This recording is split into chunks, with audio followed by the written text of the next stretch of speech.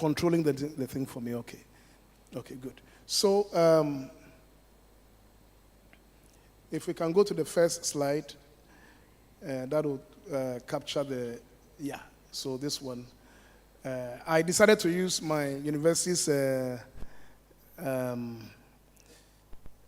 PowerPoint template, for you to see how my university is. At least once you get to the university, this one, you see it very big there. It used to be, thank you very much, thanks. It used to be a military academy for the Royal Air Force, the British Royal Air Force, and in 1975, it was converted to a public university. So I want some of you to go to Royal Roads University to do your master's or your doctorate, and I think you'll love it.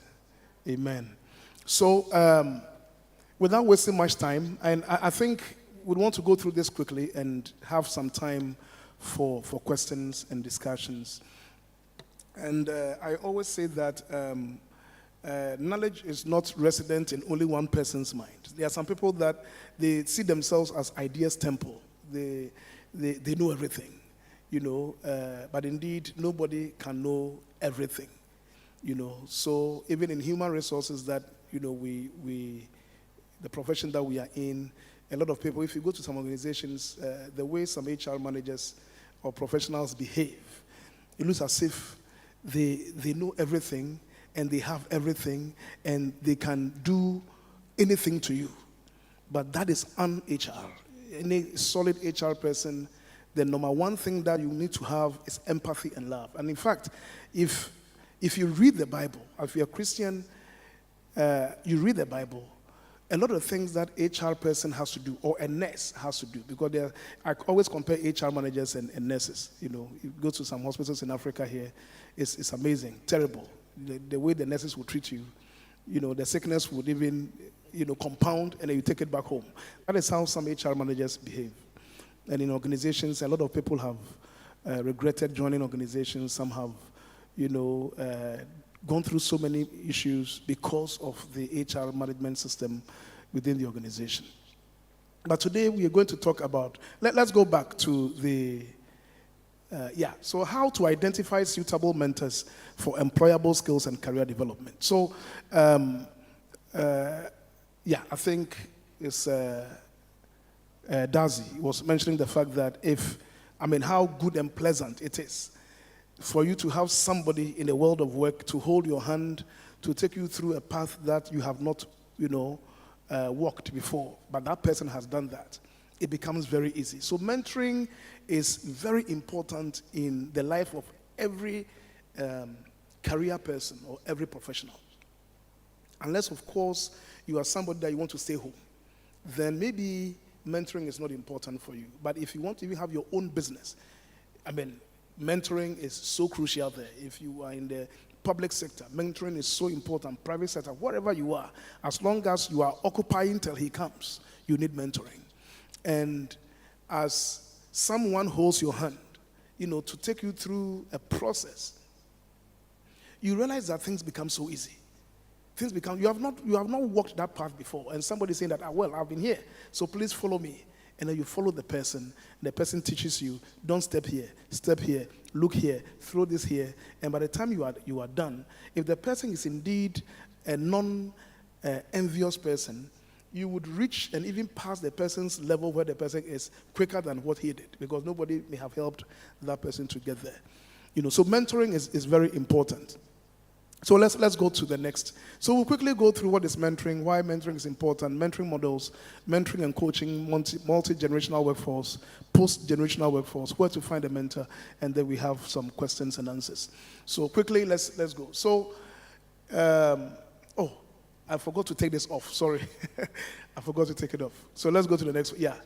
So according to the Association for Talent Development in the USA, mentoring is a reciprocal and collaborative at-will relationship. It is at-will relationship. So nobody can force you into mentorship. Nobody. And nobody should force anyone into mentorship. But once you enter the world of work, you yourself will know that you don't need anybody to push you into mentoring. You yourself will know that, look, this one, I need it.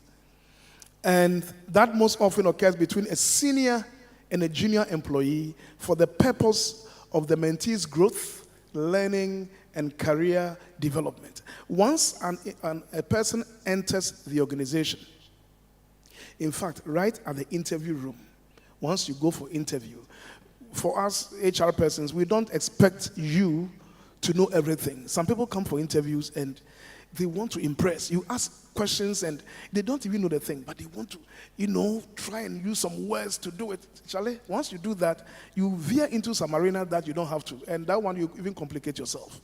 So they ask you some questions that you do not know. If you have some little idea, you can mention that. But if you don't have it, you don't know it, you just tell them that this one, you do not know it. And then they'll go to another question. Because at the interview room, we are even identifying your training needs. Because we know that you can't have everything at the same time. So as you're in the interview room, we are asking questions. What is this? What is that? Can you do this? Have you done this? Situational judgment testing. We test you, we see where you faulted or where you got wrong. We note everything down. So once we take you, then we begin to now plan your development within the organization. So learning and career development is so crucial. As you enter the organization, you now go through a period of onboarding.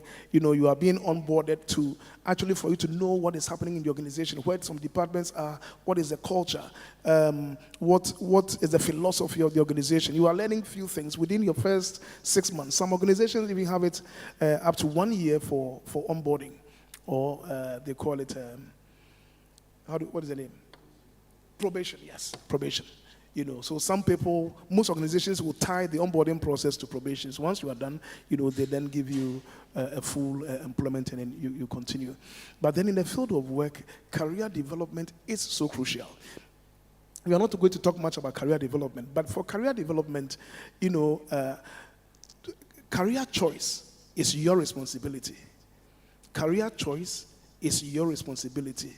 And then when you join the organization will then help you to manage your career. So career management comes in there, and you manage that through a development process. And the development is also a operational thing from you as an individual and from the organization also. There are some people that they get to the field of work, they want the organization to do all their trainings for them, and woe betides you if you are in an organization that doesn't have money. You are in trouble. Then they will not train you. And you yourself will not do self-learning. Then you are in trouble. New things will come and they will need somebody who has some idea about this and you don't have the idea. They will be passing you by. People will be coming and then they'll be giving them the top positions and you'll be sitting down there. So career development is important. Mentoring can be formal or informal. In an informal environment, mentees set goals, but they are usually not measurable, and the relationships are unstructured. For a formal mentoring relationship, there are actionable and measurable goals defined and set with determined requirements. So there are informal and formal, as we said. So you go into a mentoring program, and most of the time, the informal one works better. But the formal one, it is informal, but it's formal because the organization will want to write down that, Mr. Adade is being mentored by presiding elder in this area of business, and they meet once in a week, and they share ideas, they do that. So organization will want to have that, and, so that becomes a little bit formal. But principally, it must be an informal thing because, we'll go through that and you see the difference between the mentoring and the coaching. Let's go. So, mentoring is not coaching and not counseling. Mentoring relationships are based upon giving advice and direction, while coaching is not. Counseling is a paid relationship in which underlying mental or psychological issues are addressed with solutions given by a medical professional or whatever. So mentoring is different from coaching. There are sometimes that people tend to confuse that. Often, effective mentors often act as role models and sounding board for their mentee and provide guidance to them to help them reach their goals. So we are going to go through now, soon, to check the difference between coaching, and mentoring. But coaching is not mentoring, and mentoring is also not counseling. So that is one of the things I want to put in your mind. Mentoring is not coaching. Mentoring is not counseling. In fact, when it comes to counseling, it gets to a point where people are paid to counsel people. especially when they get into some situations in the workplace. It may be psychological, it may be family issues and all that, but then if your organization doesn't have counseling units, there are times they'll pay for a professional counselor to counsel you, and then you go through the organization. So why is mentoring important? A good mentor can help the mentee become more effective at work, learn new skills, develop greater confidence, make better decisions for their overall career growth. So principally mentoring is very, very important. Beloved, there are some people that get to the field of work and then they get 1 year, 2 years, 3 years, they take them to go abroad, they come back and listen, and then they think I can do it myself. Once you get into that arena, humility has gone out of you, and not before long you may find yourself down, because if you are in the oil and gas industry, which has been my predominant industry I work in, if you take the petrotechnical professionals, engineers, geoscientists, petrophysicists and all those, technology is what they use to work, and the technology changes every minute. So if you sit down and say that, you don't need somebody to help you, you don't need somebody to mentor you, and it is a very deep knowledge industry. Deep. And that is what my doctoral research is on. It's normally, traditionally, it would take no less than 10 years for an engineer or a geoscientist to be trained to become autonomous, or to achieve the time to autonomy. So that is what maybe Dazi was saying that I should talk about. So that is time to autonomy. The length of time it takes you as an employee to make original technical decisions. Your manager will be home drinking tea and say, you go drill that well in that basin, come back and give me results. You go, you do that, you come back. Successful, that is it. Minimum 10 years. That is minimum in the oil industry. And my research work is looking at how we can cut back on those number of years, so that we can accelerate the time to autonomy and then let people work well without actually, without diluting the capacity for learning, the knowledge, So the knowledge should be the same, everything, but then to reduce the time. So that is what I'm working on. So mentoring is good. So we have some mentoring models or some mentoring techniques. So we start from the one-on-one mentoring, and that one is a traditional one. The one-on-one mentoring, we have a mentor, we have a mentee, a senior person, and then a less experienced one, trying to mentor the person, so that is the one-on-one. If you come to the group mentoring, it is one or several mentors work with a group of mentees. So either one person or a group of persons working with either one or several mentees, trying to mentor them to help them to grow in their field of work. And then we have the peer mentoring. That one is peer-to-peer. So it could be somebody in the same department. It's like when we were in school in Pope John, I'm very weak in mathematics. I don't like math at all. So we go to class, the teacher will come and teach whatever. I'll be sitting down there. I will not get anything. So when the teacher goes, then I'll go to some of my friends in the class who are very sharp in math, and then they will teach me, this. And by the time they teach me, I become like a professor. I understand it very well. So I don't know whether it's the teachers who are not teaching me well, or indeed,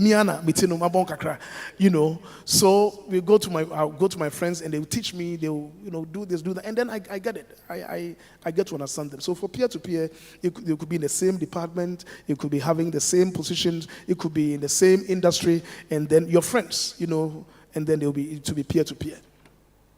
And then we have distance or e-mentoring. That one is online or virtual mentorship, where somebody is somewhere abroad and you are here, and the person found you on LinkedIn somewhere, and you say, I like this person, so be my mentor. And then you begin to talk. The person begins to advise you, direct you, and mentors you in that vocation or profession. So that one is distance or e-mentoring. We have the reverse mentoring. That one is it's actually a reverse, the other way around. It is where right now it is not a senior person mentoring a younger person, but it's a younger person that is mentoring a senior or a less experienced person mentoring a more experienced person. And that one happens principally in technology, because we'll get there. We'll get to the multi-generational characteristics or workforce. So it could be that a young person who is computer savvy and knows the softwares, everything, and the organization actually buys a new software. And the senior guy who's your manager and is a BBC, born before computer, is struggling. And so the younger person will now be paired there, and the younger person, excuse me, I think my water is there, thank you. No, it's behind the bag here. Thanks. I have stopped the peanut, actually, but it's the effect that is happening, yeah. Yeah, thank you. So then the younger one then begins to mentor a senior one. So that is reverse mentoring. And then we have the speed mentoring. It's like speed dating. And normally this happens at conferences and programs where you go for a conference and then we have the senior persons there, we have younger persons in the industry, and then you begin to go for maybe 2-3 minutes meeting with an experienced person. So you go for one, they will give you, let's say, 20 minutes. And you do a speed mentoring for with about 5 persons. So meaning that this is 5 and 20, is it 4 minutes, eh? So every 4 minutes, you change. You go to another person, you talk to the person, you check the person's career background, you go to another person. But at the end of the 20 minutes, you would have spoken to about 5 people, and you are going to make a decision that, these 5 people that I talked with, who do you think could be good for me? And then you make a decision. If you want 1 or 2 or 3, and then you approach them, and then they begin to mentor you. So that is what the mentoring models or techniques are. Please, let's go ahead. So, as I said earlier, many people confuse mentoring with coaching, and as I said, mentoring is different from coaching. Let's go. So, for coaching, it says it focuses more on tasks, whilst mentoring is more concerned with implications beyond the tasks. It's like when we talk of training and development. Those of you in HR, you know that there's a difference between training and development. Training is the kind of knowledge and skills you derive or you get to improve on your desk work, what you are doing right now. So you are the assistant finance officer and you have a job description. The job description identifies some things that you need to do. So we are giving you training for you to be able to be effective and efficient in the work you do now. But then the development goes beyond today's job. Development goes to trainings and leadership programs and counseling programs and programs that are not really needed today, but they are building you up for leadership roles tomorrow. So that is development. So that is the difference between the training and development. So in the same sense, coaching is on a task, whilst the mentoring goes beyond the task. Coaching is focused on short-term needs. So a manager or your supervisor can be a good coach for you. Because we are going to build this bottle together. Your manager or your supervisor will hold your hand and say, look, add this potassium to this, this chemical something, and then you get this. So do it, let me see. And then you do it. Then you go to the next one. And then you go to so your manager or supervisor is holding your hands and teaching you, coaching you how to do it. You understand? So a coach is on a football field and is telling them, no, you didn't play it well. Do it this thing next time. Pass it to this one. So he's being coached. So that one focuses on short-term needs, but then the mentoring is for a long term. It focuses on long-term needs. So long-term is you being an assistant officer, but you assistant finance officer. But your mindset and your 10-year career goal is that you want to rise to be the director of finance in that organization. And so between the time where you are now and where you want to be, that is where the gap is. And a lot of things that you need to do to get there. And that is the work of mentors. So coaching, feedback is specific, but mentoring feedback is focused on behavioral issues. We are doing this together as a manager. I'm telling you, do this, you add this to this, you add that. If you get it wrong, I tell you immediately, no. It's not right. You have to do it this way because when you did it this way, we didn't get the right results. When you do it this way, you get the right results. So in that sense, the feedback is specific on something. But for the mentor is mentoring you on so many things: behavior, character, content, knowledge, skills, capacity, and so many things. And at times that the mentoring thing is so good and so close that, you get to know deep things about the person's family, the person's wife or husband, the person's children, what the person likes. So mentoring is much more like that. So feedback is not specific on anything, but it is much more general. Much more general on behavior issues and so many things. And then for coaching, it focuses on skills and performance, whilst mentoring focuses on long-term capability and potential. For coaching, specific agenda sets the pace of learning. Agenda for mentoring is open and continuous to evolve in the long term. So for coaching, you and your supervisor, you have a plan. We are going to learn today how we can do the ledger and make sure we get our bank reconciliation statement done. So that is what we are going to do. So for that one, the agenda is specific. We know what we are going to do. But for mentoring, it is a long-term relationship. So you don't have an agenda per se to say that today we are going to do this, tomorrow we are going to do that. No, it evolves over time. And it also evolves as a result of the relationship between you and your mentor. Some people have had bad experiences with mentors, and some have very good mentors. So coaching more effective when it is formal, and mentoring is more effective when it is informal. So for coaching, it must be formal because we need to achieve a certain agenda. We need to achieve a certain objective. Your manager or your supervisor and yourself, we are on this to achieve this. But for mentoring, it is much more informal. If you want to formalize mentoring, you get tired because it's a long-term relationship, 10 years, 15 years, 20 years. So you can't really formalize everything. There are times that you get together, let's go for lunch. And if your mentor is somewhere in the US and you are here and, you get a chance to go for training or some meeting, you get to say, okay, let's meet this place, let's go and eat, I'll take you home. And so it's a broader, longer term issue. Let's go. So coaching and mentoring are not about providing solutions. They are not. So when you are talking about coaching and mentoring, they are not really about providing solutions to say that you do this and solve it for me right now. And as we have the abundant research shows that a person who is coached or mentored that comes up with his own solutions is more likely to follow through than when the solution is given. So if whether in coaching or mentoring, you always involve the individual who is being coached or who is being mentored. You don't provide answers. You say that, well, this is what we need to do. What do you think? How can we get there? Oh, I think we can do this, we can do that. Okay, let's try that and see. So once the person is actually coming up with his own ideas and knowledge, by the time they get to the end point and the results is correct, it sticks. But when you always provide solution, always giving the food to the person to eat, give the person the food to eat, the person doesn't really learn anything because you are always providing results for the person. It's about asking the right questions. A great deal of mentoring and coaching is about self-reflection. And this is achieved by asking a lot of questions from the coachee or the mentee. You must ask questions. If you are a mentee or a coachee, ask questions. You don't sit like a robot and be a repository of knowledge. No, rather you are also contributing knowledge to the process.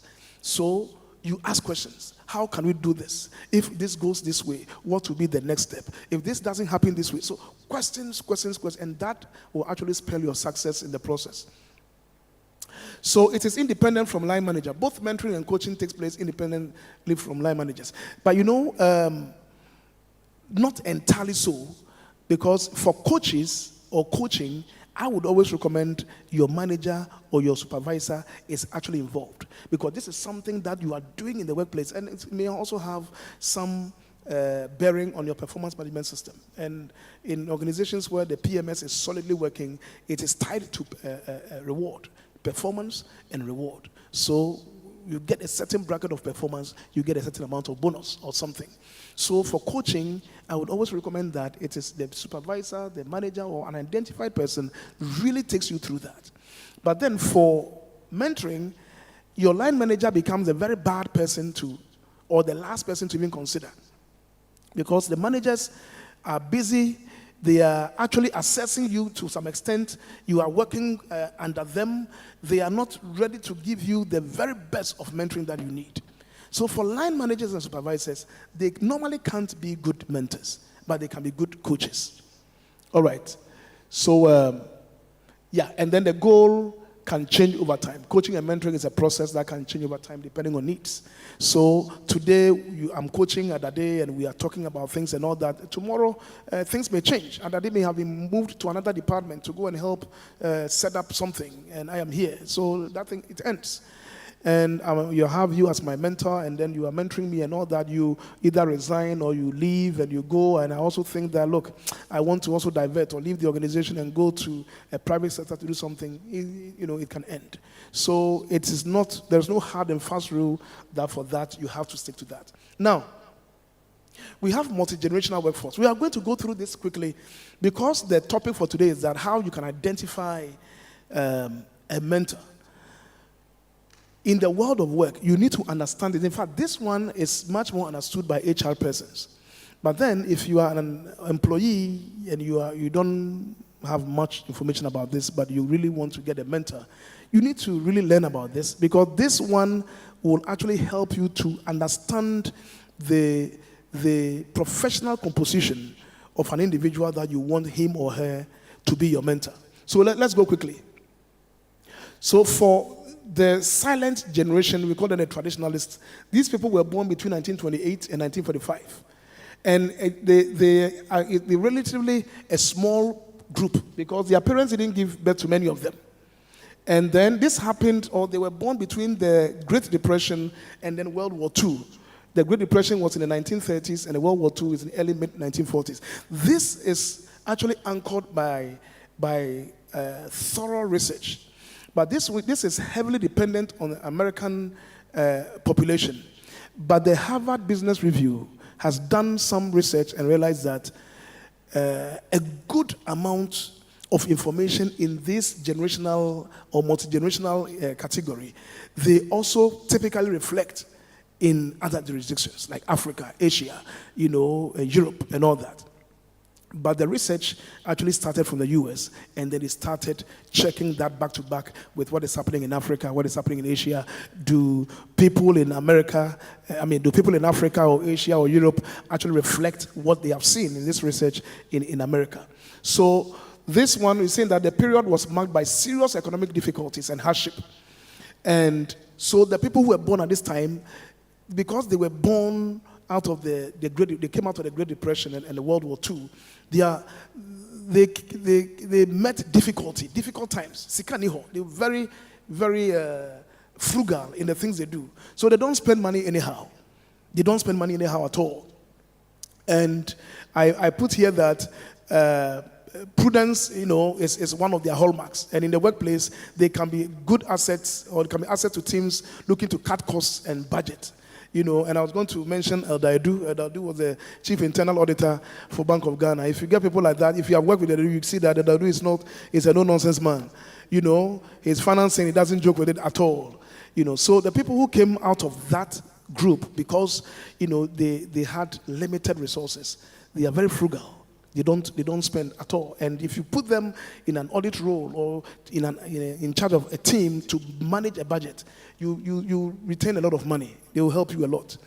And also the social forces at the time trained the children to be traditionally hardworking, loyal, and patriotic. But they were kept quiet because the children were told that they must be heard. They must be seen and not heard. So maybe you are there and we see that you, the children, you are here. But look, it's not what you say that will take.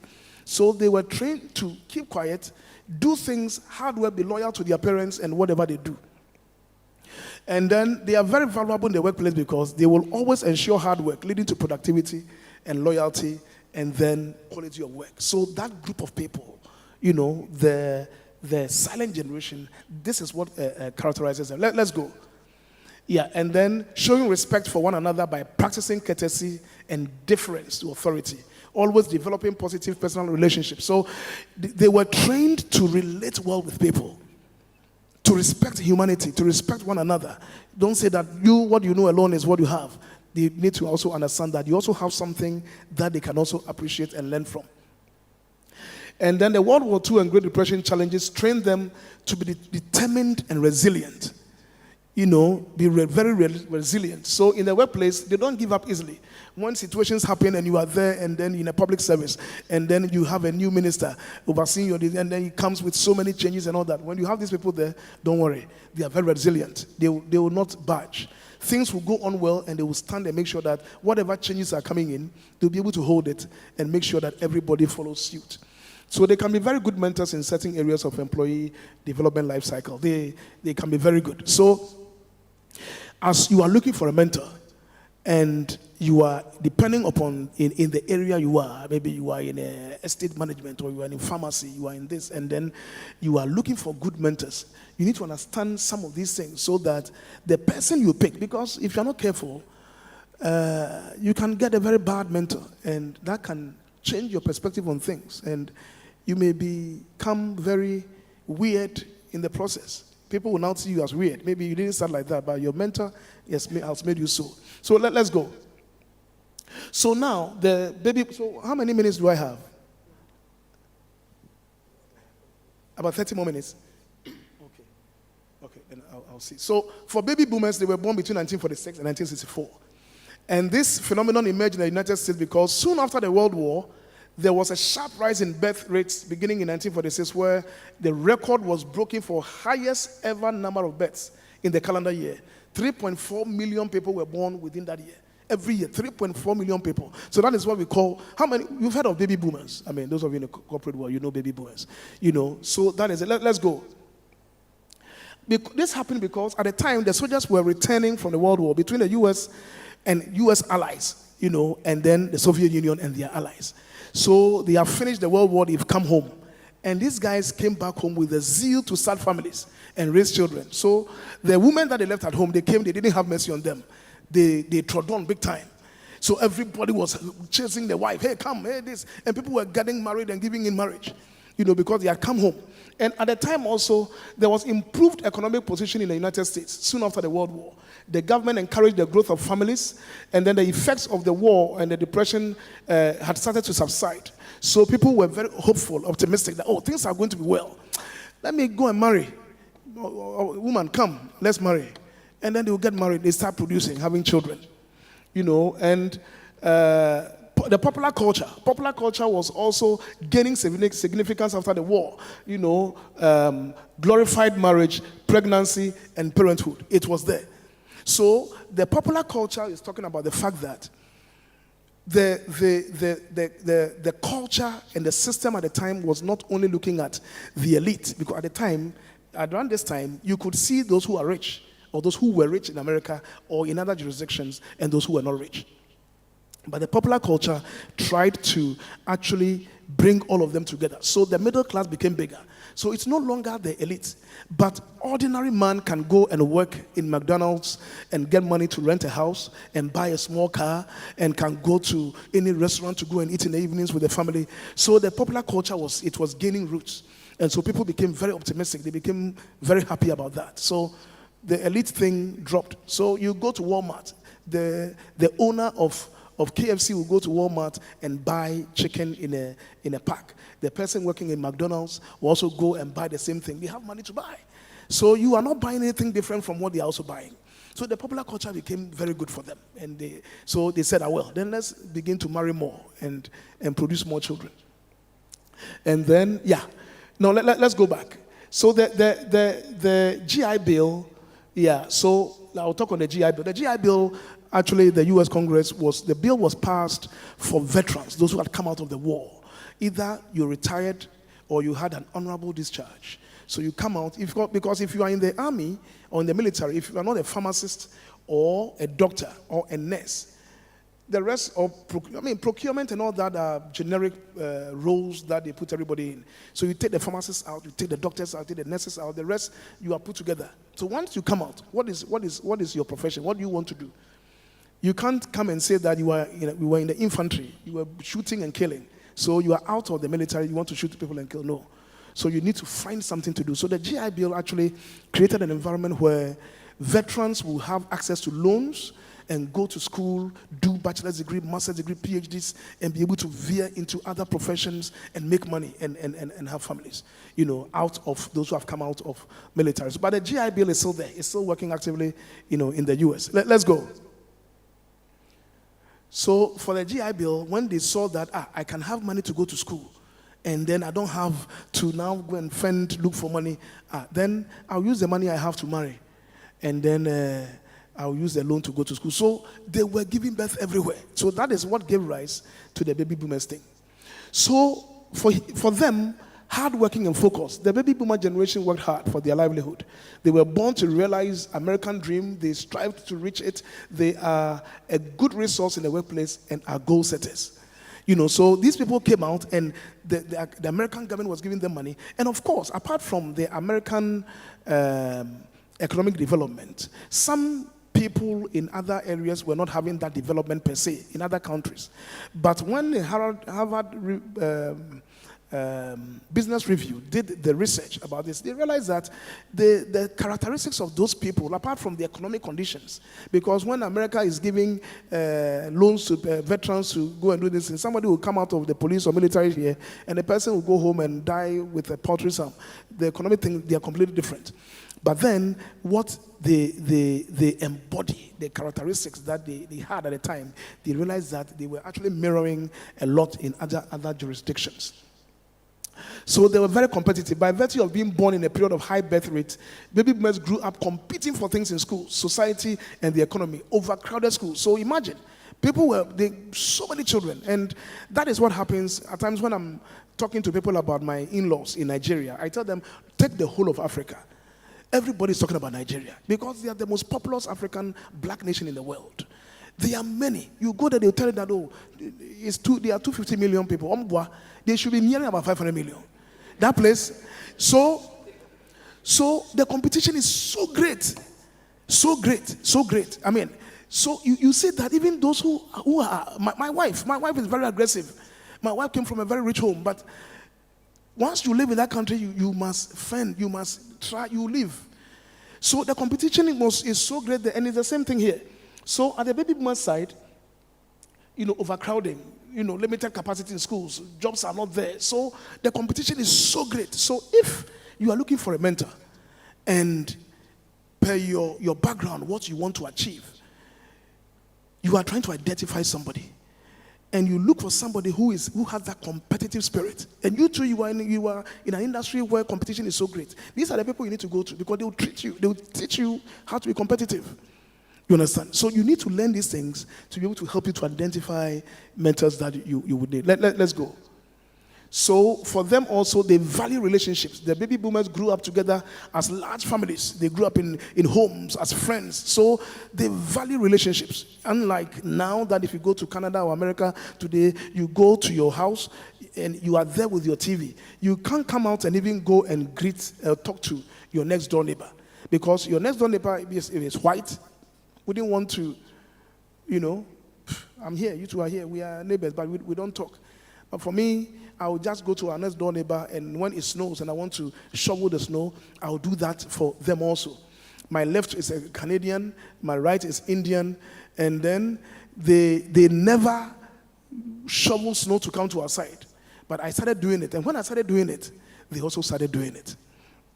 When I am upstairs there and it snowed heavily and I've not come down, by the time I wake up, the person would have done that, and I'll see that is my neighbor. It's because of what I started, So the baby boomers were in that high-spirited environment, unlike now.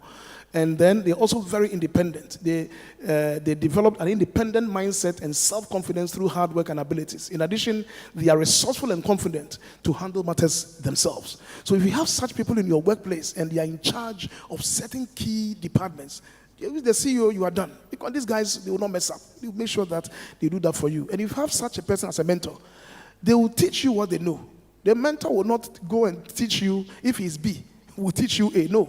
He's mentoring you to be more or less like him, but not to be you like that, but giving you ideas as to how you can model your life, and your behavior to reflect the kind of person you yourself would want to be. They pursue excellence and quality, because of what they went through. Because of my time, let's go quickly. This is Generation X. They were born between 1965 and 1980. And these are the children of the baby boomers. As of 2022, Generation Xers are between 40 years and 57 years. So if you are between 40 years and 57, you are a Generation Xer. Yes. And in the 70s, all through to the 80s, was a period of social and cultural changes, especially in the United States and most parts of the world. It was a period in which women's presence at workplaces grew rapidly, leading to both parents working. Generation Xers received little supervision from parents. Their behaviors were largely influenced by peers instead of parents. They witnessed high divorce rates leading to single parenting. So after the baby boomers, and they have gotten jobs, and now things are doing well, they now started working. The women started going to work. The men started going to work. And they started leaving the children at home. So either you have a house help or somebody now to take care of children. So now the family unit system is now beginning to be less because the both of them are working and they don't have, and especially when both of them are working and they are talking about money. If you go to abroad, the key thing about divorce is money. So as both of them are working like that, the divorce rate is because of money. They will divorce right now and they leave the children impoverished again. So for baby boomers, they witness high divorce rate leading to single parenting. So a lot of the time, their friends, they go to their friends, they go to their loved ones, and not their parents. If they need any advice, they will not go to their parents because they will not build that relationship. They will go to their friend because always they are together in school and around. Let's go. And they appreciate independence and autonomy. They work smart and complete tasks in time. They rely more on friends and closely knit relationships instead of parents. Like working in less bureaucratic environments. They like work-life balance, traveling, and enjoyment. So for the Generation X's, these guys were at the time of technology. So they were not born into it like that, but it started at their time. So, because it's during a time that, in fact, when I went to the U.S., I was in the States, when I went to the U.S. in 2000, for meetings and conferences, and I went back in 2001 to start to do my master's program. Cell phone wasn't common. Even the year 2000, cell phone was not common in America. If anybody's holding cell phone, the person is rich. The year 2000. So between 2000 and now, technology has advanced, at a very galactic speed. It has really moved, So for those of us who are Generation Xs, we work smartly. We value life. We want to, enjoy work.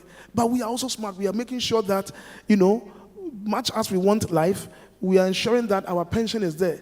Because I wouldn't want to spend so much money, and then when I'm getting to pension, I don't have anything to show for.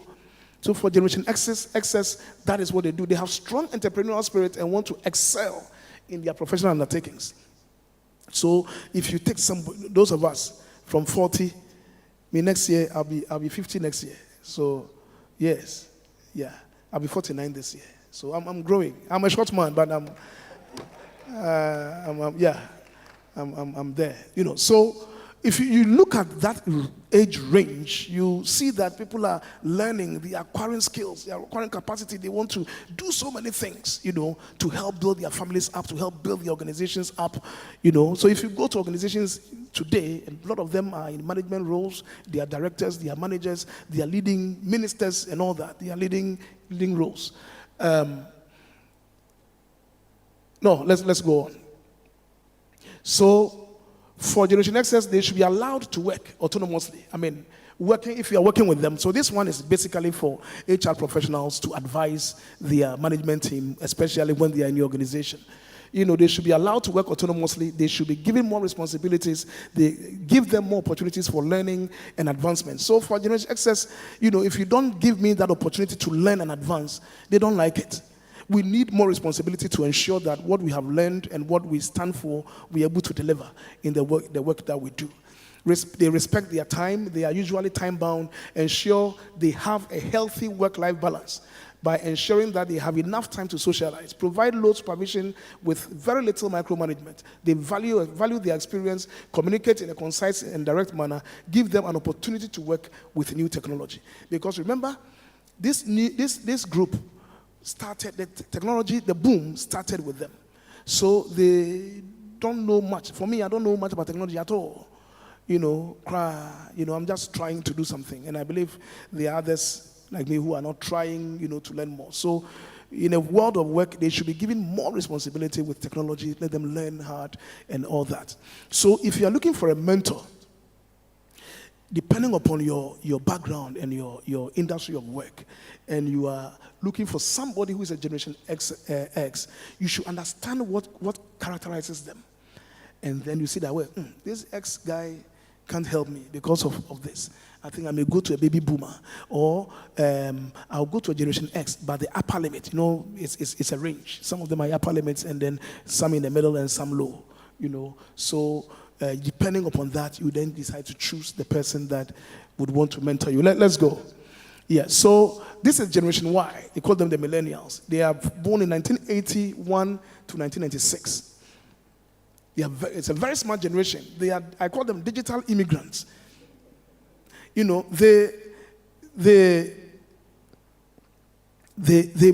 migrated, with technology. They migrated with it, and they have become natives, more or less. But the natives are the Generation Z people. But these people migrated with it, and they know everything about it. They prefer to communicate more quickly through email, text messages, and other social networks. And indeed, for us HR professionals, we see them in the workplace. There are some people that you hire them, young people, you interview them in the interview room, and you see that these guys, their attention span for some things are very small, but give them the phone, give them the computer, they will design the thing for you quickly. They will send an email, they will send this quick. If you want to call them, if you want to communicate with them, they don't even want a call. Just send them an email, text message, and quick, you get your answer. Taking phone by them to do that, they don't want. They are confident and ambitious. In the workplace, they want to become bosses overnight. For these millennials, they want everything quick. Microwave people. Just do it quick. You see, and it is true. In the workplace, some of them will come and, Mr. Appiah, I came and I've not had training with my manager, and this one is, the person is on probation for 6 months. He hasn't even completed the 6 months. He wants to do this. And after that, I've seen that this department, they are doing this. And I think I want to go. They want to quickly grab it. They want to become bosses, managers immediately. And they believe there is no limit to what they can achieve. They are not afraid to leave their jobs for other ones if they are. It's true. In the workplace, if they think that you are not, before they are gone, they will leave you. In the oil and gas industry today, because we were always deceiving ourselves that we are the ones that are paying well in the industry, but it's not true. We have identified some public institutions that big time. But then in the oil industry, because the professions are very limited. If you're a petrotechnical professional, you are an engineer, you are a petrophysicist, you are a geologist, you are a geophysicist.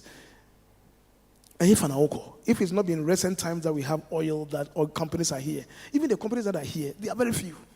How many barrels of oils do we even produce in Ghana today?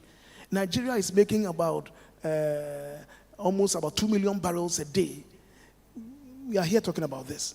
So if you're not careful, you are in a certain profession, you say that, well, let me just take my salary and just stay. Whatever thing they do, you just close your eyes, because where are you going? You have no other place to go. But those of us in the business world, in HR, finance, in accounting and all that, if you are Generation Y, millennial, you are misbehaving, they'll go somewhere else. They will not even mind you. Before they will move to insurance, they will move to other places, and then they are there. So if they are with you in your organization, you have to make sure that you know what they want, and then, of course, not that an employee will come and say, I want this, give me. But you, as an HR professional, have to know what to do to co-opt them, not to actually repel them, and have an employee value proposition within the organization that can always entice such persons to stay. They are team players. They want to be involved. Sorry, there's a mistake. They want to be involved and included. They want constant feedback, and they want gratitude from supervisors, and they like to be loved. So for the wise, if you are somebody that your temperament, your emotional composition is that you always want to be loved. You also, you do something for somebody and the person doesn't thank you. No. My wife is like that. My wife does something for you, if you come and thank her, she will do that for you every day. But if you don't thank her, sweetheart, this woman, I did this, so she didn't even say thank you. That is like that. There are some people like that. So if you want a mentor, and you have that emotional composition, you look for somebody like this in an upper limit who can also help you. And of course, it's not always that you need to be this, because it's not every time that you do something that they will say thank you, or you should be loved. In the place of work, we are not there to be friends. We are there to work. So if you're in a department or you are somewhere and the HR manager will come, we have to be friends. No. In the world of, we are not friends. The thing is that we need to identify that you are a human being, I am, and both of us have some unique skills that we can bring to table and advance the cause of the organization. And so because of that, we need to work together. But apart from that, we close, we go home. We are not friends. So you can't always be loved. Okay, let's go. So this is the Generation Z. Born 1997 to 2012. These are the very, very, very young ones. The oldest of this generation are reaching 25 years of age, with many now out of college, getting married and starting families. According to Annie Casey Foundation, Generation Zers are focused on 7 key social issues: healthcare, mental health, higher education, economic security, civic engagement, race equity, and the environment. So these people were born in this time that we're talking about climate change. We are talking about this, and so they become part of it. So we are talking about civic engagement. We are talking about economic security, about higher education. These people really want that. They are very young, and then they are now coming up. But then today, I don't think if you are here, you want a mentor, you'll be able to go to this, because they are very young. These people need to be mentored. So if you go to them that they should mentor you, for some reason they can help you with some IT issues, but for serious, real work, experiential knowledge to give, they may be lacking that. So, and they are open-minded and think more about financial planning for their future. Let's go. So we have the post-generational workforce, and we call them perennials. And these perennials have just come in recent times. And it says that this is an ever-blooming group of people of all ages. So these generational people we have studied, from the silent generation people, we have come to baby boomers, we come to Generation X, we come to Generation Y, Generation Z, and all that. The perennials are saying that irrespective of our age, we are ready to come together and push to learn and advance the cause of the organization or whatever industry we support.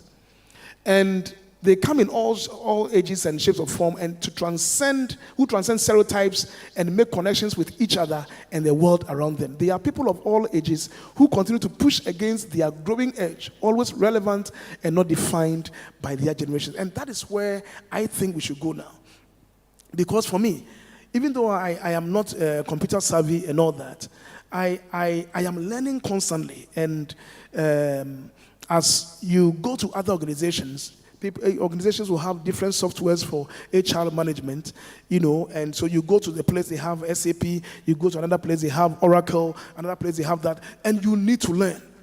You need to learn. If you are a younger generation, you need to learn. So the perennials is something that for me, I endorse. All of us, whether young or old, let's come together, breaking all the generational barriers. So if it's computer, we are learning. If it's IT, we are learning. If it's finance, we are learning. And we do things together. If we are going to enjoy life and all, we are out there and all that. The only thing is that when the young ones are dancing Azonto, and you, 50-year-old, want to dance Azonto, you go down, you don't come back, you are in trouble. So you need to learn how you do these things. But of course, in terms of experience and in moving the organization forward, I think the perennials, I endorse the perennial system where it is a post-generational workforce, and that is the kind of workforce I endorse. All of us, we need to learn. We shouldn't say that for me, I am a BBC, I'm born before computer, so I will not learn. And there are some people in the organization like that. Because they didn't start with it, they don't want to even do it. Any small thing, they'll call a young person, come and do this for me, and they do it, and then they take it to the CEO. They don't want to learn, but you have to learn. Do something. We are going to play soccer. Let's all go and do together. So let's break that generational boundary so that we can move our world forward. Let's go. So where to find a mentor? We are almost getting to the end. So you can enroll in a mentoring program. And formal mentoring programs can help you be matched with a mentor. These could be within your organization or a social group, alumni network, from your alma mater or professional development or wherever you can find. So there's a lot of institutions where they have mentoring groups. So if you are looking for a mentor, it is one avenue that you can go to. Your alma mater, you have WhatsApp, your school alumni systems that you can go, and then if there's any mentoring program, you can enlist, enroll, and then look at the people who are the mentors, and then see if any of them will fit your background and what you want to achieve, and then you can take. You can also ask your HR department. You know, HR departments are there to be a mouthpiece for the management and an advocate for staff.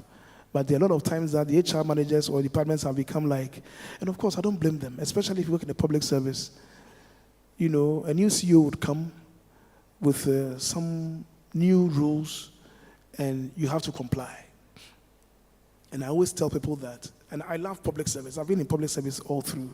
But I always tell people that it is not, excuse me, what a CEO will bring for me to do that, I will become an SRC president. I will lead Aluta. Let's go. We will not do this. No, I have wife and children to feed. Now we are employees. When the man comes, he has 4 years, he will go. So, if it is a CEO or a person of higher authority, excuse me, and does not want to budge, want to do this, if you tell them this, they don't want to. And the thing is, in HR practice, you can never do anything without leadership support. If you do things without leadership support, you are in trouble. Then they'll be firing you every day. Your leadership must always support you. Excuse me. So, whatever thing you are doing, they must support you. If you don't have their support, don't try it. You can always advise. You can write memos. You can go to them. Chief, maybe Saturday morning, Chief, I think, if you look at it differently, it will be good for the staff. Because many of them are this, are that, and I think we can do this and all that. If we and they don't want to budge, some of them they come as military officials, so very, you just stay. And we are all employees. We just pray to God. When it's 4 years they go, or 8 years they go, another person will come. And then you do that. Yes, you don't worry yourself. Because I realize that if you do that, you want to be SRC president, secretary. Hey, Aluta. I remember when we were in UCC, I was SRC secretary. Mustafa Hamid was my president. We were leading Aluta every time. And my vice chancellor at the time, Professor Japon, short man like me, and they will go and sing and we say that he has big, and we will lead a Luther and not Charlie. We can't do that in the workplace. This is not an extension of the university system. So for us in the HR fraternity, we need to identify the CEOs as they come, see their strengths, their weaknesses, what they stand for and all that, and devise strategies to manage them. Otherwise, the staff will always be pushing you to go and do something that you do, and then you become a problem. So yeah, then you can also find a professional that you respect. You can create 10 or 5 lists, people you admire. You can go to LinkedIn or wherever, or people in your community. Just create a list, about 5, 10 people, and then you consider what in their experience you respect and admire most. And then you contact them, say, look, I have read about your background and I have seen that you've done quite a bit and I want you to mentor me, And so in this church, I have quite a number of mentors. And a key one of them is named Emmanuel, and we talk. I've been mentoring him for a while. We talk and all that. And it is going very well. It's going very well. So approach people, this is what you have. And I think I desire something like that. I want to, go into this area. How can you help me? And all that. And I'm happy that, your wife's thing is going very well. And I always admire HR professionals when they are leading organizations and they're doing it well. Not doing like the nurses type, but doing proper HR. Not just, hiring, firing thing, but leading with empathy, relating with people, knowing that these are human beings who have been born into the world. So the fact that you have been privileged to be an HR manager doesn't mean that you have their destiny in your own hands. They may be coming to the office with family issues, with marital issues, children issues. So you as an HR person must be the one there to say, Charlie, come, let's sit and talk. Advise them, encourage them. If they need counseling, you go and pay, organization pay, and then get a professional counselor. Let them counsel them. Because they are your greatest assets. Employees are our greatest assets, and that is what we must do. You may have more than one mentor for different skill sets you are looking to develop. For example, there could be one person you admire and want to be a mentor in public speaking, one in journalism, one in leadership, and then you'll be learning from them. So you can have more than one. Let's go. Ask a trusted friend or colleague. You can ask your friend or colleague to get matched with someone in their network. Preferably, the person matching you should know you very well and can relay your ambitions and goals to a potential mentor. So maybe somebody is in another organization and you are in another one, and the person's manager, you admire the person. So you can tell the friends, oh, please tell your manager that I really want him to be my mentor and all that. And of course, that person linking you must understand who you are and also understand who the boss is. And they will be able to help you with that. However, we must be wary, and I think we have talked about this already, of asking your boss to be your mentor. While your boss seems like a natural fit in many instances, there could be a lot of disadvantages to having your boss as your mentor. For example, your boss may not tell you honestly that leaving the company is your best option for career growth, or they may not push you to ask for a raise or promotion for fear of their budget. Remember that mentoring is focused on long-term growth, not day-to-day performance. So your boss, who is your manager, is looking at the budget, and then there are times that I have advised people to leave the organization before. That look, what you want to do and what you are doing now, what is happening now, and you have been able to secure something, is better that you move. Move and go and grab that. Develop yourself in that area. If in future you have gained some experience and you need to come back into our industry, then you come back in. And people have moved and they have done so well. So you can do that. Your boss being your mentor is tough. Your boss can be your coach, but for mentor, you need to get somebody outside that. You must also be very wary of modeling. There are some people that when they get mentors, they are so subsumed by the mentoring program that they want to be like the person, but you cannot be. You cannot be like the person, or you cannot be, I cannot be Elder Tanihu, I cannot be Elder Ampadu. I can't. And some people go to the extent of trying to walk the way we walk. So Elder Tanihu, I think you walk like this. I think, yeah. And so I want to walk like Elder, because he's my mentor. I want to be like him. I want to walk like him. In fact, even the way they dress, the way they wear things, you can do that. And of course, it's not bad. My key mentor is Honorable Boache Jaku, who was fired by the president. He is my mentor. And if you engage that man 30 minutes, you go home with so much knowledge. And we organized 10 years of oil discovery. This was 2017. We discovered oil in 2007. So 2017, we organized that program. And we organized that, at the Engineer Center. That time, MPP had just come. So Boache Jack was the energy minister. KK Sapon had been made the CEO of GMPC. And I was with the Petroleum Commission. And I emceed the program. So when we finished, the minister called and said, in fact, there's one person, a Pope John guy, who is very close to the minister, very close. So he called James and said, James, come. Is that not Edward you've been talking about? He said, yes. So we became friends. He said, I emceed the thing so well, we became friends. And so from time to time, you call me, we'll go, we sit and we talk. And because, for me, I like him so much, I decided to pack all my flying ties. And that's why you see me putting on bow tie all the time. It's because of Boache Jaku. All my flying ties, I packed them, I gave them out. And so Boache Jaku will go to London and then he will come and buy me bow ties because I told him I want to put on bow ties like him. So he buy bow ties for me and he will call me and teach me, because the bow tie we put on is not the one made. No, that one that is already made, a gentleman shouldn't do that. If you are a real gentleman, you need to tie bow tie yourself. So if you want to learn how to tie a bow tie, come, I will teach you how to do that. You put it on, you tie it. That makes you a gentleman. But the one that is pre-made, no. It's not for gentlemen. It's for the small boys, So there's nothing wrong with that, But trying to walk like the person, trying to eat like the way the person, no. That one, you are going too far. And it becomes a negative aspect of mentoring. So be wary of modeling. You like somebody, the way he does things, the way the person even dresses. You like, this shirt, the person has been wearing this kind of shirt. It's nice on him. I can buy some and wear. But not to, I want to be like Edatanehu. I want to be him. You can't. You can't. There is this saying that your talent is as good as mine. Strive to develop the same. For I am sure there is no one who has not gotten his own.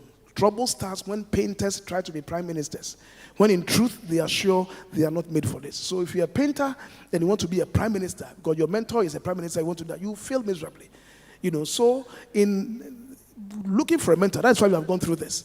You identify yourself, you know who you are, you identify the person, you know who the person is, and then you begin to, match yourselves up. Let's go. So I think we are done, and maybe I think we are also good with time. So if you have any questions, we can have some questions. Yes. Sorry. Okay. Yep. He wants me to take so that I can take this one. Okay. Thank you. No, thank you so much. Can you put it together for a little again? Thank you. God bless you. So we'll take some questions, please. I think we have time for a few questions. Okay, sure. I have to ask plenty of questions. But for the questions, there are seasoned corporate leaders here. Adatanu is here. Dapete, you are here. The Bank of Ghana guys, I've seen them. Solid guys. All of you are going to help me answer the questions. Mm-hmm. Yes. Daddy, please, I want to ask if unbeliever can mentor correctly. Unbeliever. This one has veered into the spiritual sense. For the sake of the righteous, the unbeliever is saved. You understand? So, you want to take some more? And then we do okay. Very well. Okay. About 2 or 3. Very well. We can answer. About 3 or 4, and then we can. Excuse me. Okay, please. My question is, since mentoring from the presentation does not, we don't look at specific results, how do we measure results in mentoring? So how do I know this mentoring thing is going well? How would the mentor also know that the mentee is assimilating what he's trying to send across? Okay. So it can go, okay. Yeah, so for the unbeliever situation, it's also dicey. Being unequally yoked with unbelievers. There are people that you can study them from afar. Kofi Annan is somebody I really admired. He wasn't my official mentor, but I was learning a lot of things from him. But I don't know whether he was born again or not. I don't know. But from afar. But I would caution against that. Where especially when it is a very close one, because you may be seeing some things that the person is doing. Because remember, for mentoring, it also touches on behavior and character. The work that we do, you see, when we define competency, the HR people here, they know when we talk of competency refers to the knowledge, the skills, and the abilities or attitudes that you use to dispense work. So the attitude that you use to dispense, so you say that a well, if you are a petroleum engineer and you are going to drill a well, there are some safety protocols you must fulfill, you must go through. Some of the safety protocols are very mundane, and you think that, oh, this one I know I can bypass that. And then you bypass it and you go and do the work. You are not following the attitudinal part of the competency. So you're not fulfilling that part. So there are a lot of character things in there, behavior things in there. So if you want to do that with an unbeliever, I will caution against that. We can't have any believer anywhere. Unbeliever don't want any way. So don't want anybody in the whole world. You can study the person from afar in terms of what the person has done, writings and all that. But when it is very close, you have to be very careful because character is in there. You may end up learning and copying some things that will go against you tomorrow. And remember, these unbelievers, some of them are working and in the workplace, as we are here, and in midnight we stand up to pray. Some are also in the shrines because they want your position. So remember that. So it's not everyone that you see in the workplace today, you go tomorrow, in the morning, oh, good morning, this and that. They have gone to the shrine somewhere. You rose up in the morning, midnight, and then you prayed. So remember that we don't have the same composition. So I will caution against having an unbeliever, to have that close mentoring program. I'll caution against that. And then for our brothers, Otu's thing, we have formal mentoring and informal. So the formal one is where an organization will have it and say, okay, I met with Elder Tani who will be meeting maybe three times in a month, and all that. But the details of it is the organization cannot prescribe that for us. So me and Elder Tani will say, okay, so we say, oh, Elder, okay, why Saturday come home? And I've been going to the house to eat fufu anyway. So come. Mama Sylvia will do some fufu for us, and then we'll go and we sit and we eat. And then in the process of eating, we ask, okay, so what about this project coming up? What about this? Have you been able to finish writing your HR certification and all that? It's very tough. This one is there, this one. And then you begin to talk about some things. These concepts will work well. I think there is a book that it was written by Gina Pell. If you get that book, I'll send you the author's full details. Get that, read this portion. It will help you to pass your lesson well. So in the process of time, you get the book and all that, and you write your CPHR thing or Society for Human Resource Management, USA, you pass and all that. It is part of it. You as a mentor may not, because it's a long-term informal thing, may not be jotting down things per se. But the mentee will be putting it down anytime they meet. Oh, Mr. Frederick Otto told me this. I think I need to go and look for this. The next time you meet somewhere, I think you discuss it. And you begin to jot it down. And you follow through. So in the process, for me, I remember when I was in school, the CPHR, Chartered Professional Human Resource in Canada, the Alberta branch has a program with the University of Alberta in Edmonton for HR department.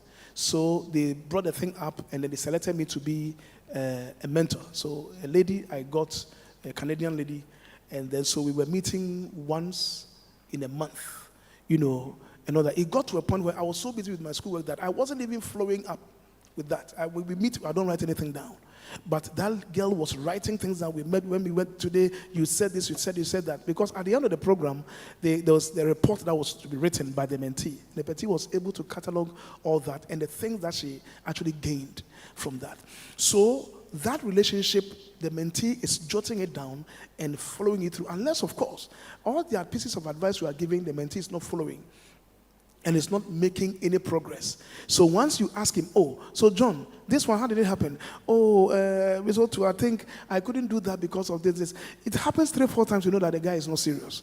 But that is not the reason why you should mentor the person. You should still be there, encourage the person, advise. Because some people are lazy. So the mentee should be able to be chronicling all that and then have that as a guide for him or her. For you as a mentor, you can't be doing that. In fact, good mentors have to do that. That today we met and I put this, I told him to do this. The next time you do, I think I told you to do this. Did you follow through? Oh, yes, I did. And then that becomes very good. And then you're able to measure that, these things that we are talking about is doing well for the person. And not long afterwards, you'll see that John has been made the director for audit at this organization. And then you say, thank God, the person is doing well. So the next set of questions, I think we have time for just 2 more questions. questions? Maybe so. No questions.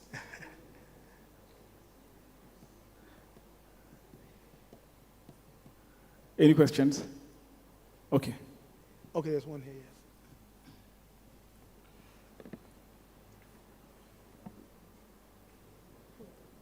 Yes. Man. Okay, but before I come to the question, I'll say congrats to all the people over here. Today, the population is. And to my question, does mentorship always have to be someone who is more experienced than you? Yes. So that is, yeah. Excuse me. Yeah. So that is the essence of the mentoring. The mentoring means that you are not in this mentoring thing to eat and drink. Oh, you are in there to learn. So it's not an eating matter. But you see, the mentoring thing must be so informal that it involves going out together, eating, meetings, going for conferences, and so many things that you can do together.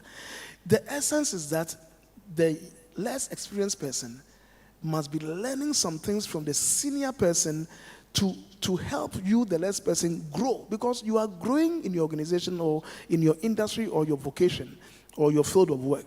And you need somebody to help guide you, navigate your ways, to get to the point where you want to get to or where that person has gotten to, and you admire that. So fundamentally, mentoring must be between an experienced person and inexperienced person. But when we're talking about the reverse mentoring, of course, it's experience and inexperience, but it is limited to technology or something that the senior person, is not readily gifted to do.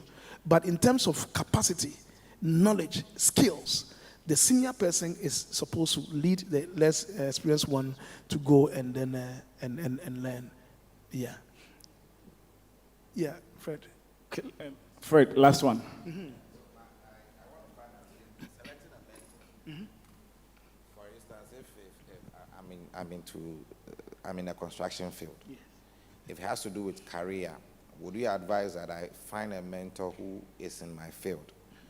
Or I can pick generally because, as you said, mentoring can cut across behavior and can go a long term. Yes. What would your advice be? Whether I stick to someone who is also in the construction industry or get someone who can give me a general experience to build career? That's right. So you see, I know you are a businessman, you have your own business, and I think that you are developing and growing your business on a daily basis. And you are a young entrepreneur and a young chief executive. And you have identified Zoom Lion, that is a chief executive par excellence, and he's doing very well in the work he's doing. He's in waste management, but you are in construction. But you want to learn his leadership style. And so you can approach him and he can mentor you in leadership, and especially in managing businesses to get to that level where he has reached. And then you can get somebody in, let's say, DevTraco or PS Global, one of their senior most construction directors and all that, because that one is much more technical. And you need that technical acumen to develop as a young entrepreneur. So you then get that person to be teaching you the techniques of the work, that practical, experiential element of it. You can get somebody else, maybe you have identified that, look, Elder Taniho is a very good public speaker, and you want to learn from him how, to speak in public, because the work you do as a young MD of your company, you have, people invite you to speak at conferences and all that. And so you need to also develop skill in that area. So you go to Adatanihu for him to also guide you. Okay, when you are speaking, this is it. You don't have to be picking your nose when you are speaking. You don't have to be doing this when you are, he'll be guiding you and all that. So all your thing is cutting across. You have one at your technical area. You have one at leadership with Zoom Lion, and one in public speaking because you go out to speak and all that, and Adatanihu is there, to guide you. So you can have across and have various areas that you want the mentoring to come from. Yes, someone. Ella, thank you very much for your presentation. My question is, I understood the bit where you addressed the lady's concern, but you have a mentor, like, I want to be mentored by Dangote. First of all, he's Muslim. I am Christian. He's in a country I'm not in. The best I can do is to read maybe articles or things that have been published about Dangote, or at most a book he has authored or something like that. I'm finding it difficult to reach him.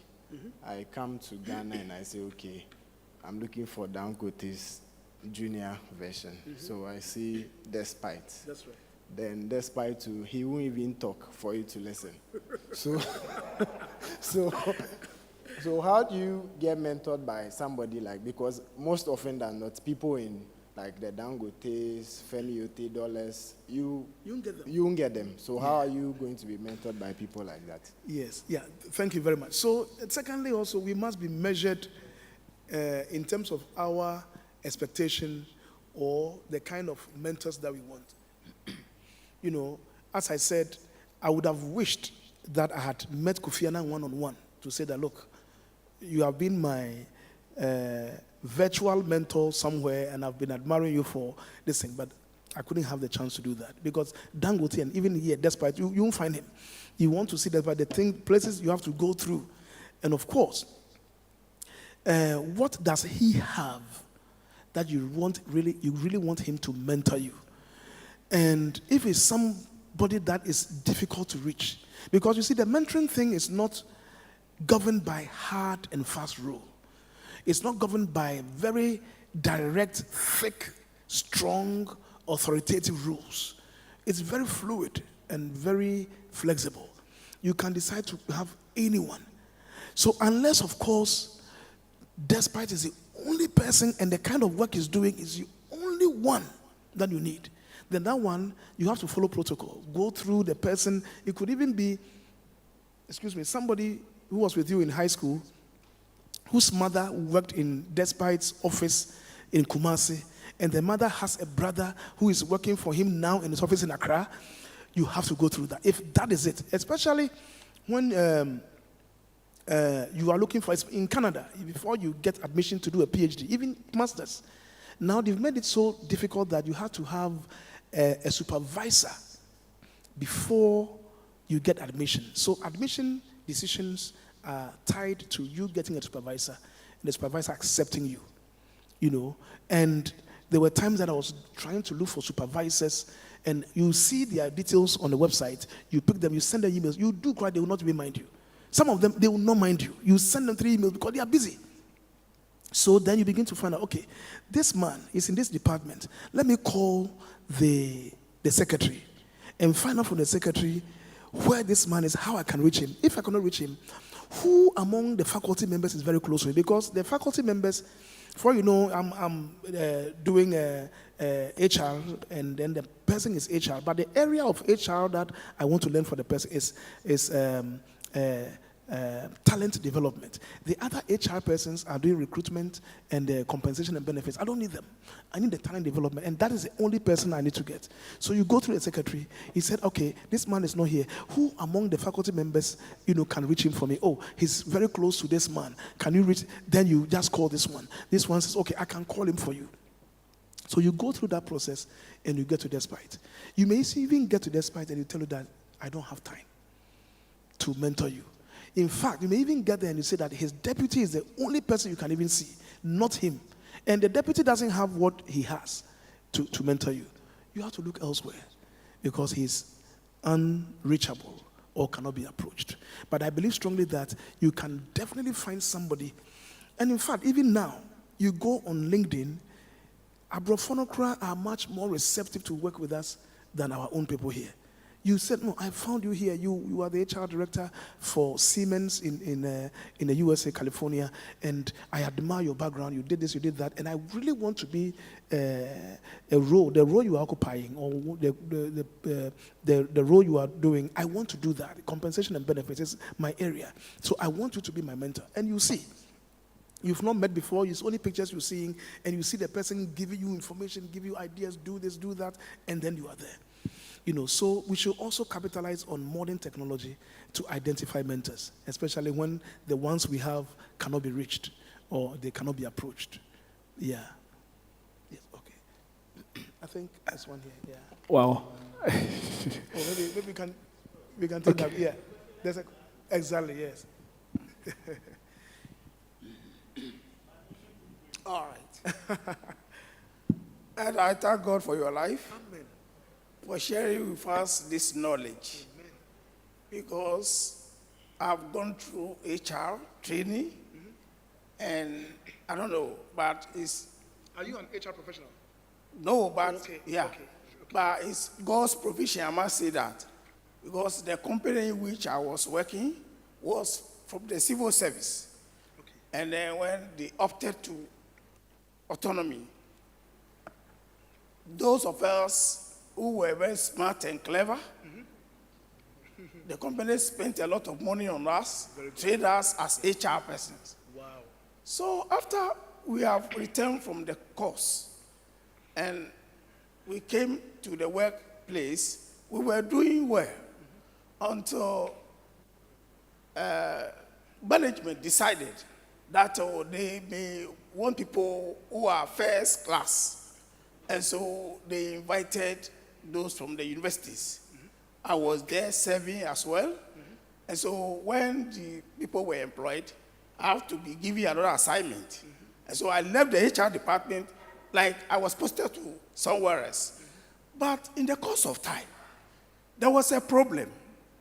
And the problem emanated from people complaining about their HR problems and all that, promotion, a lot of confusion. That's right. And so there was a debate. And once people were speaking, talking about the welfare of workers and how HR, there is no compromise decision. People are literally, you may have the grade, but no promotion. I stood up and I told DJ, the new DJ, that, Mr. Director General, you see all these problems, it's not today problem. Yeah. It's a long time problem. Yes. But there is one thing I need to tell you. It's because of the HR management, which is poor. And because of, they don't have eyes to see what is on the ground. That's why the people are wailing, crying, and confusion. People are demonstrating all that. So if you can take a look at administration of the whole organization and legal department, set a record and do things right, Yes. everything will be okay. As a matter, the directors listened and he noted that if this decision is right, he will take up and then do what is right. As I stand before you now, when DJ look at me, as if there is a spirit that came into me Yes. to say all these things. Yes. But because I have a long time knowledge, and those who were new, who have been recruited, they don't have that because I've been there for years. Yes. And I know the problem. That's right. So my question now is, if you are not familiar with the environment, and you are maybe asked to do something, maybe you may need a mentor. And you don't want to go for the mentor because you are showing your first class that, I don't need a mentor. And I don't want anybody to advise it because I've been employed and I can do the work. Either, would the company collapse or progress? Thank you. Yes, thank you. Thank you for your question, my brother. I identify with you.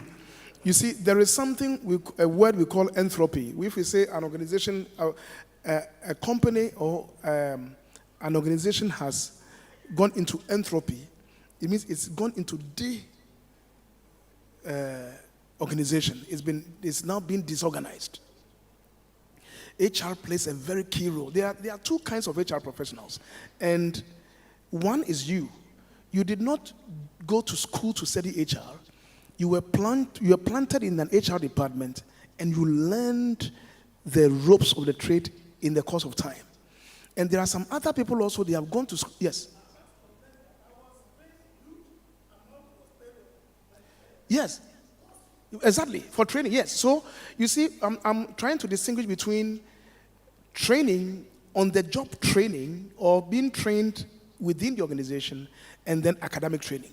So people will go to school and do HR, and then come back. They have a Bachelor of Science, Human Resources, or whatever. And then you are in the organization. You did not do a degree program in HR, but you were put in there, and you have been giving series of courses and training, for you to do your work well. The reason that happened is that those people that they said they had first class and all that, they failed because you cannot use academic knowledge to run an organization. You can't. Every organization or every profession has its own learning trajectory. In developing yourself in the competencies, the knowledge, the skills, the attitudes. So the training that you had, the training was giving you, so I explained the difference between training and development and when I started. The training was giving you the tangibles, how you can develop your work today. So you take you to the US, they take you to London, you are somewhere else, in South Africa, you are trained, you come back, you implement, it works. This kind of training is not done in a classroom. You go to do your HR work, and it's hiring and firing, and the books are even outdated.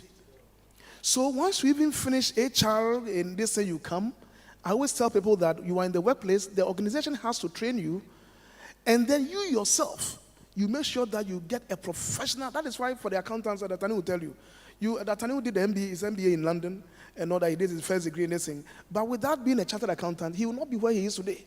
You need to be a professional. And I think HR is also, Ghana is getting there, because I read that is what the institute wants to do. You need to be a professional. The professional is what you have acquired beyond that classroom. So the guys came, they thought they were first class, they swollen-headed, but they knew nothing, empty barrels.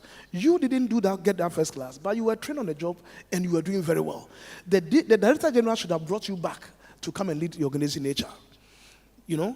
But because it's a public institution, the CEOs come, and then the Director Generals, they have their own mindset, what they want to do.